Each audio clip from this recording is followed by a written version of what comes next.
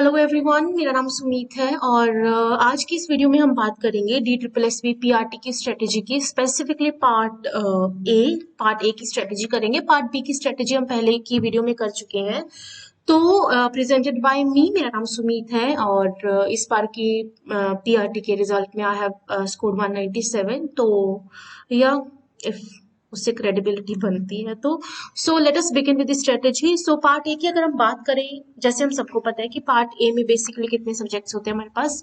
Part A में हमारे पास होते हैं 5 सब्जेक्ट। ठीक है, कौन कौन से? मैथ्स, रीजनिंग जिनकी प्रिपरेशन एक जैसी होती है, इंग्लिश हिंदी जिनकी प्रिपरेशन एक जैसी होती है, और एंड पे है जीके जिसकी प्रिपरेशन तो लाइक हमें क्यूरियोसिटी से ज्यादा करनी पड़ती है देन बुक्स।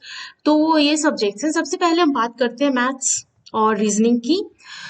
मैथ्स रीजनिंग दो तरीके के लोग होंगे जो मैथ्स रीजनिंग पढ़ रहे होंगे। पहला तो वो जिनको बेसिक्स आते हैं, उनको तो सिर्फ प्रैक्टिस ही करनी है। प्रैक्टिस के लिए प्रीवियस ईयर क्वेश्चंस DSSB के ही कर सकते हो आप, बट PRT के जरूरी नहीं है। THT के कुछ भी पुराने क्वेश्चंस उठा लो, है ना, तो वो करने आपको प्रैक्टिस के लिए। दूसरे तरह के लोग वो होते हैं जिनको भी कॉन्सेप्ट ही नहीं क्लियर है, जिन्होंने अभी तैयारी शुरू करी है कॉम्पिटिटिव एग्जाम्स की, तो उनके लिए है कि आप कोई भी कोचिंग लो, प्रेफरेबली बैंकिंग या SSC। कोशिश करो कि आप बैंकिंग या SSC की कोचिंग लो। इतना हाई लेवल भी नहीं आता है कि उस टाइप का, बट फिर भी हाँ, आप कोचिंग लो उसकी ही। टीचिंग एग्जाम वाले फिर इतना नहीं पढ़ाते हैं। ठीक है, और बाकी आप कॉन्सेप्ट्स यूट्यूब चैनल से भी क्लियर कर सकते हो। ऐसा मैं कोई यूट्यूब चैनल का नाम तो दूंगी नहीं, क्योंकि मैंने ऐसे किसी पर्टिकुलर चैनल से मैथ्स या रीजनिंग नहीं करा है। आपको सिर्फ कॉन्सेप्ट्स क्लियर करने, आप टॉपिक्स सर्च करोगे यूट्यूब पे। ठीक है, आपको जो वीडियो समझ आती है उस टॉपिक से रिलेटेड आप वही वीडियो देखोगे। और हाँ, that's all for building the concept. और उसके बाद आपको भी फिर से प्रैक्टिस ही करनी है प्रीवियस ईयर क्वेश्चन से। ठीक है, यही है मैथ्स रीजनिंग का। बस कुछ एक इम्पॉर्टेंट जैसे टॉपिक्स अगर देखें तो number system, percentage, ratio, proportion, time and speed, boat and stream से भी क्वेश्चंस काफी आते हैं। Average, interest, SI, CI। ठीक है, तो काफी इंपॉर्टेंट टॉपिक्स हैं ये। इसके अलावा भी ऐसा नहीं है कि आपको सिर्फ यही टॉपिक्स करने, ये तो सिर्फ इंपॉर्टेंट टॉपिक्स मैं बता रही हूँ आपको। सारा मैथ्स का सिलेबस और रीजनिंग का सिलेबस कवर करना पड़ेगा। उसके अलावा रीजनिंग के भी कुछ इंपॉर्टेंट टॉपिक्स जो हैं वो हैं सिलॉजिज्म, सिलॉग्स के अलावा direction, puzzle, Venn diagram, counting figures, decoding, coding, okay, and inequality. ठीक है, तो ये तो फॉर रेफरेंस कि हाँ, आप अगर बिल्कुल ही बिगिनर हो तो आपके लिए मैंने रेफरेंस के लिए ये दिए हैं। बाकी एवरीवन नोज की क्या क्या टॉपिक्स आते हैं मैथ्स रीजनिंग में। एक बार आप स्टार्ट करोगे तैयारी करना, आपको भी पता चल जाएगा। अगर आप बिगिनर हो तो, वरना तो आपको पता ही है।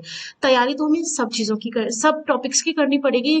कैलेंडर नहीं छोड़ सकते, क्लॉक्स नहीं छोड़ सकते, कुछ नहीं छोड़ सकते। ये सिर्फ बहुत ही इंपॉर्टेंट टॉपिक्स हैं, वो है काउंटिंग फिगर्स, हाँ वो तो हो ही गया। ठीक है, मैथ्स रीजनिंग के लिए कॉन्सेप्ट क्लियर करो, कहीं से भी करो, उसके बाद प्रैक्टिस करो। गलत क्वेश्चन मैथ्स का तो चलो सबका स्ट्रॉन्गली, तो रीजनिंग में क्वेश्चंस गलत हमें नहीं करने हैं, इस चीज का हमें ध्यान रखना है। ठीक है, उसके बाद जो सब्जेक्ट आता है वो है इंग्लिश।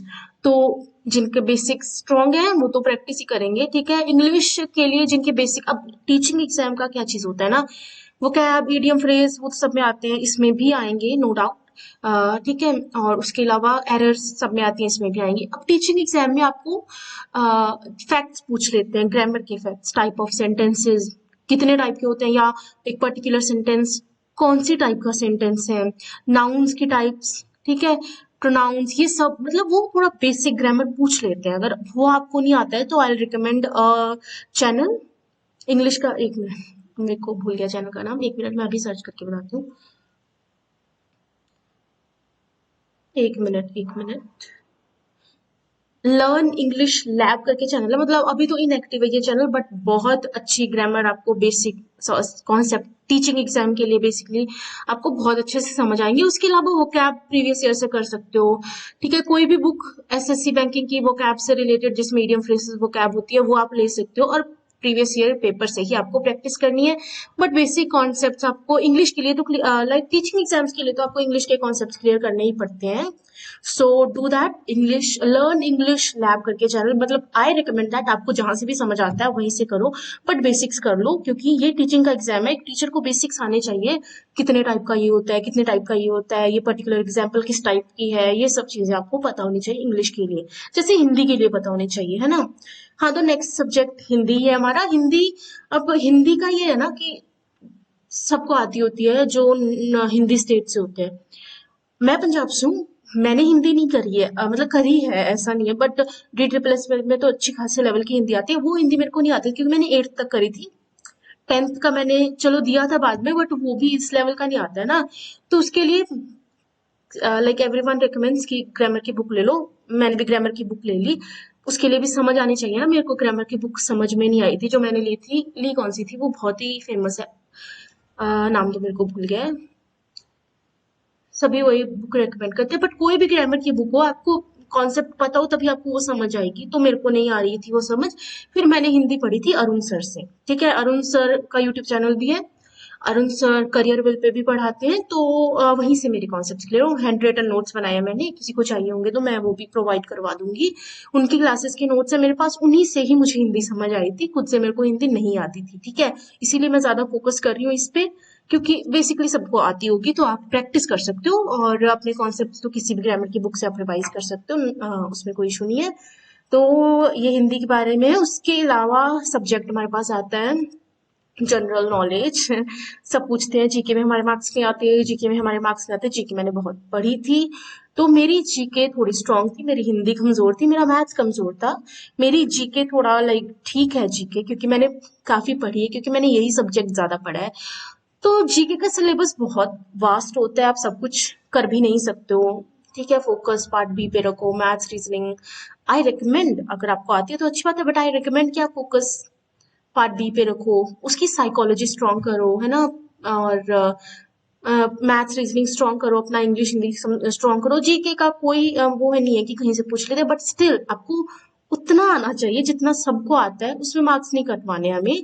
तो जैसे ल्यूसेंट की बुक आपको करनी है, और करंट अफेयर्स, जो वन वर्ड करंट अफेयर्स होते हैं, उसके लिए आप कोई भी यूट्यूब चैनल मंथली जिन जो वीडियोस डालते हैं, क्वेश्चन एमसीक्यूज टाइप जो वीडियोस डालते हैं वो कर सकते हो। एक टिप ये रहेगी कि आप एक चैनल फॉलो नहीं करो, आप ऐसा करो कि करंट अफेयर्स की बात कर रही हूँ, आप जैसे 3-4 चैनल या 2-3 चैनल की मंथली वीडियो देखोगे तो फैक्ट्स रिपीट होंगे, तो आपको वो चीज आपके दिमाग में बैठेगी, तो कहीं ना कहीं एग्जाम में क्वेश्चन आएगा तो आपको क्लिक करेगी वो चीज। सो 2-3 चैनल फॉलो करो, एक ही मंथ का अगर आपको करंट करना है तो 2-3 चैनल से कर लो। ठीक है, क्योंकि बहुत से फैक्ट्स रिपीट होते हैं, आपके लिए ईजी रहेगा वो।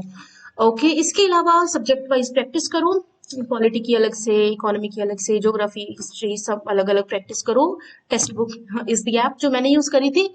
उसके अलावा जीके का यही टिप है कि बी क्यूरियस, आप थोड़ा मतलब रटने के हिसाब से ना करो तो ठीक है, समझने के हिसाब से करो। कुछ कहीं आपको ऐसा दिखता है कि हाँ इस चीज का ये ऐसा क्यों है, इस चीज का मुझे, कहीं न्यूज में भी आप देखते हो, न्यूज के लिए भी क्यूरियस रहो कि ये क्यों हो रहा है। ठीक है, मतलब गूगल करने की आदत डालो।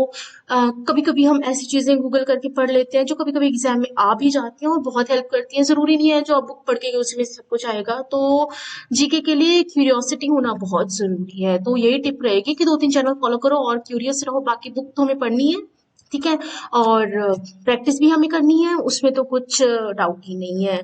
सो ये 5th सब्जेक्ट था। I think that's all for the video. तो आई होप आपको पार्ट बी और ए की स्ट्रेटेजी समझ आई। नहीं भी आई है तो नो इश्यूज, आगे से तो हम कनेक्टेड ही रहेंगे। ठीक है, थोड़ा मेरे को लेट हो गया पार्ट ए की वीडियो बनाने में, मैं थोड़ा बिजी चल रही थी, मतलब वो एक तो मेरे को आता भी नहीं है टू बी ऑनेस्ट, ठीक है, दूसरा मेरे को टाइम नहीं मिल रहा था। बट हाँ, आई ट्राई कि अब तो हम करते रहेंगे, टॉपिक्स भी करते रहेंगे, इंपॉर्टेंट टॉपिक्स प्रीवियस ईयर के साइकोलॉजी के टॉपिक्स का मैं सोच रही हूँ कि करवा दूं, क्योंकि मेरे पास अच्छे खासे नोट्स हैं उसके, अच्छी खासी मैंने तैयारी करी थी उसकी। तो उसी से स्टार्ट करेंगे हम बात। ठीक है, सो इस वीडियो के लिए इतना ही। Thank you so much guys, bye bye.